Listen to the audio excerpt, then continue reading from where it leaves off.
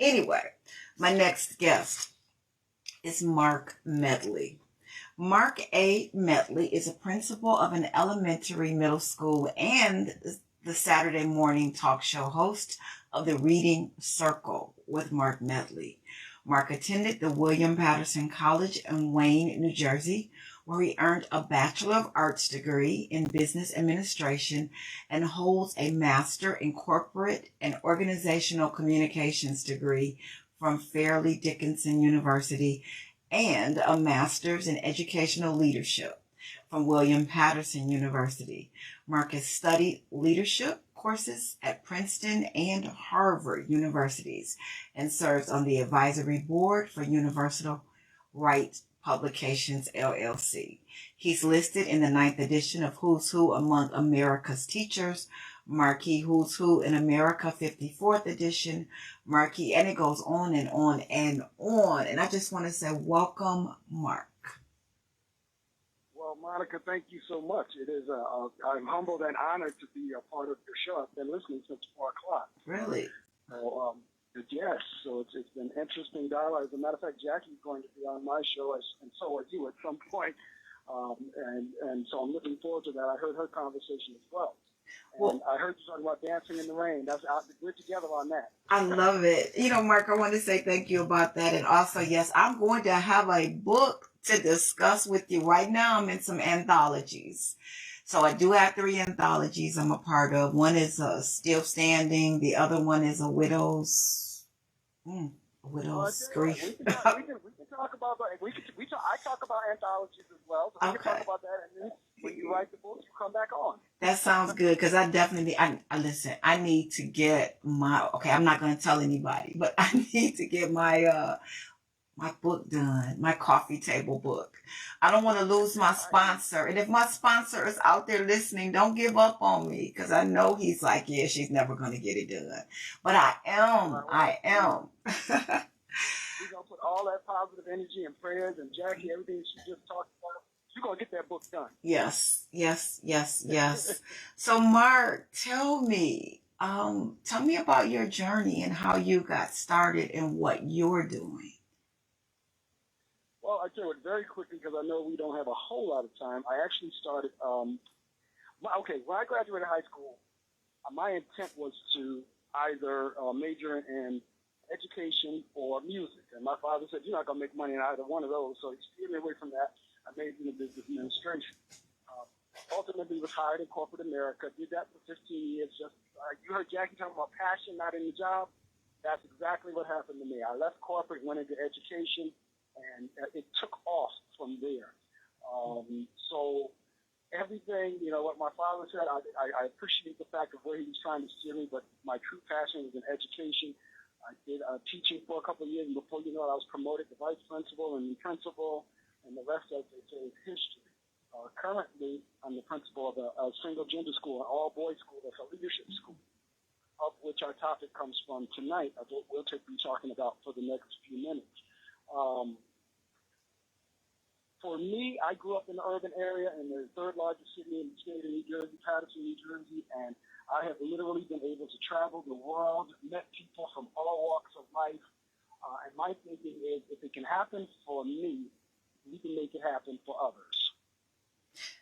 Well, I'm all for that. I'm a cheerleader to help push people closer to their dreams. And I know the topic that you said was really something that you wanted to discuss was it's okay to be smart. Out of all of the things we could discuss, why that? Well, I'll tell you what, and again, I'm going back now, years back, in high school, all the best-looking young ladies always went for the thug, gangster guy. And, 30, 40 years later at the class reunion, they wish they had now gone with the bookworm or the nerd. And I'm saying that in jest, but what came out not too long ago, there's an actor, Lakeith Stanfield. I didn't know him from Adam's House Cat, but he was in The Photograph, one of the last movies I think I saw.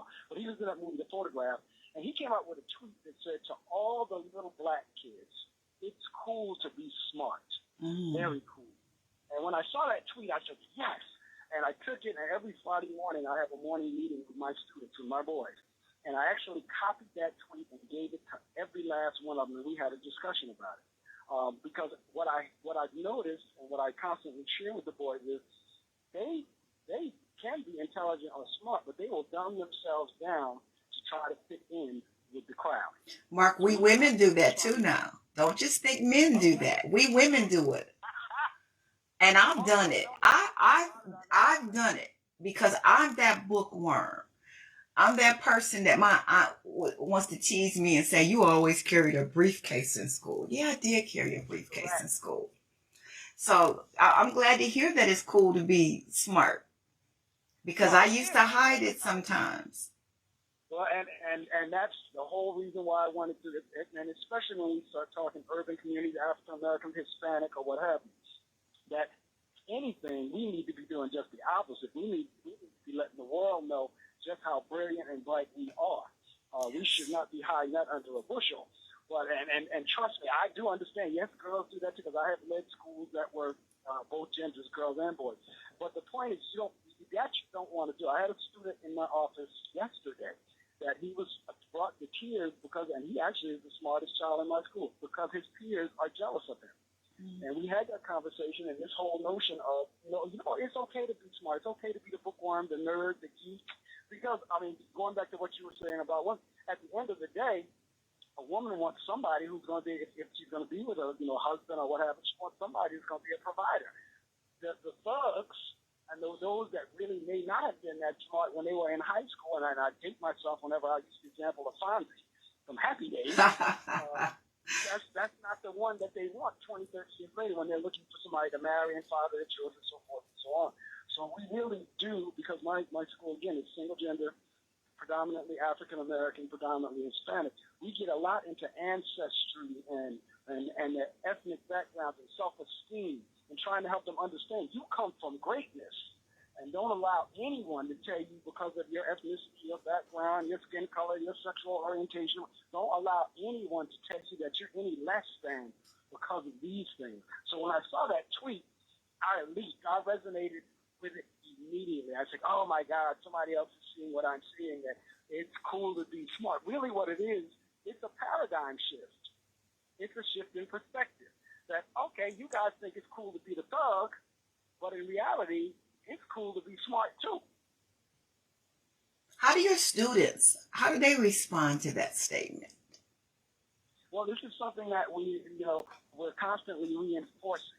So anytime they're doing something that actually shows their brilliance, we make sure we praise that, and we make sure we give them the big high fives and the shout outs. Again, yesterday, my morning meetings are every Friday. The first period on Friday mornings are what I call morning meetings. My students get a time to be with the principal. So yesterday, what I had them do, I had an index card for every child. I gave each child an index card. And I said, this is what we're going to do today. You have to put a minimum of one thing you learned in school this week. Now you can put more, but I will not take back a blank card. So what I did was, each, randomly selected students to stand up and say what was on their card. Monica, when I tell you they blew me away, they blew me away. I had kids talking about sodium bicarbonate. I had people talking about the reactions of bubbles. I had kids talking about proportion, long division, and my school goes from grades 3 to 8. So they were getting very specific on what they had learned this week, because in many instances, they act as if they didn't learn anything. When the kids go home and the parents say, how's school today? Good. What'd you learn? Nothing. The truth of the matter, they are learning. And they need to let the world know that. They don't need to be, again, dumbing themselves down or hiding it under a bushel or trying to act as if they're a thug when they're not. I am talking to Marc Medley, educator and talk show host. We're talking about it's okay to be smart. If you'd like to join this conversation, the number is 313-778-7600. Again, 313-778-7600. Now, I know a lot of you out there, you're going to text me later or you're going to send me a message on Messenger because you just called and joined the conversation. I want to hear your thoughts. Is it okay to be smart? How do you feel about that today? If you have kids, do your kids think it's okay to be smart? Because, like I said earlier, there were times when it was not okay to be smart. I even had a guy say, "You too smart for me." I couldn't believe he said that. And he actually had held a title. He was a champion of the world. I won't say what type of title he had, but he had a title. And he said to me, "You're too smart for me." And it didn't make me feel good. But then again, it did make me feel good because I was okay. I mean, I wasn't striving to be dumb. So schooling was paying off. I was in college. I was okay with it. But it did make me stop and think for a minute. So again, if you'd like to join this conversation, there's only about 15 minutes left. The number is 313-778-7600. But first, a break. And we'll be right back.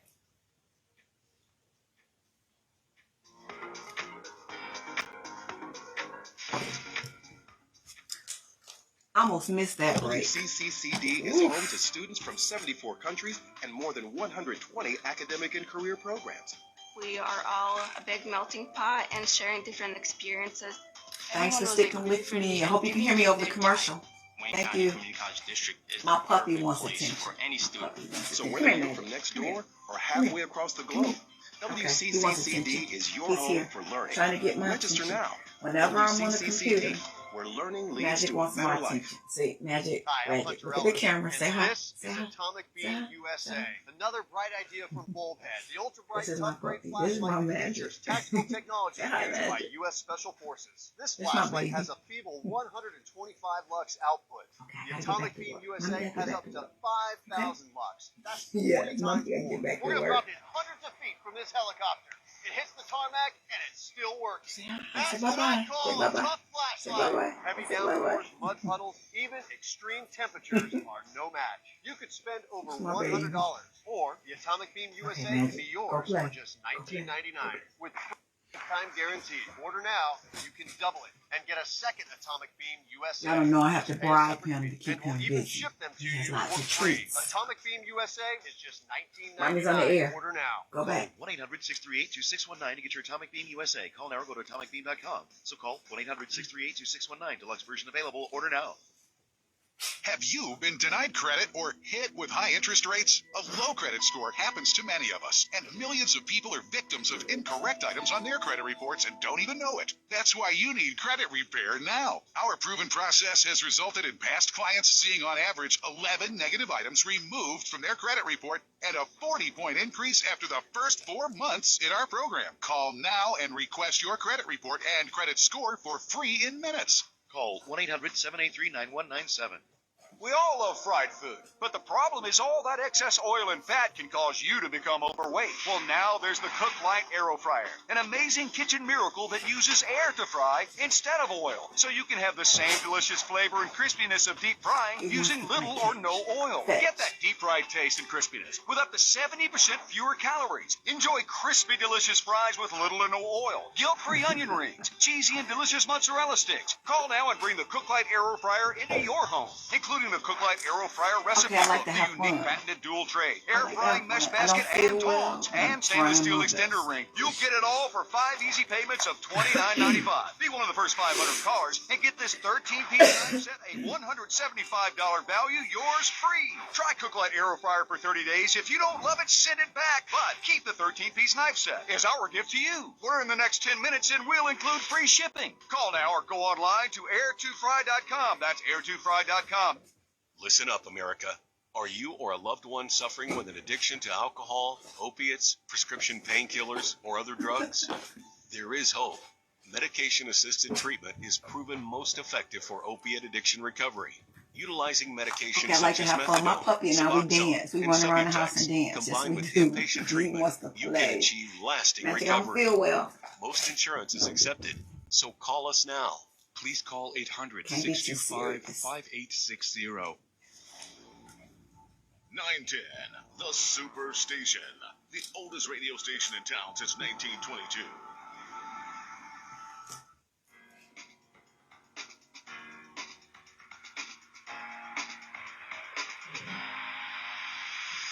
Welcome back to Monica Morgan Speaks on 910 AM Superstation. My guest is Marc Medley. And Marc, we have a caller on the line. Linda is calling back. Welcome back, Linda. You have a question or a comment for Marc?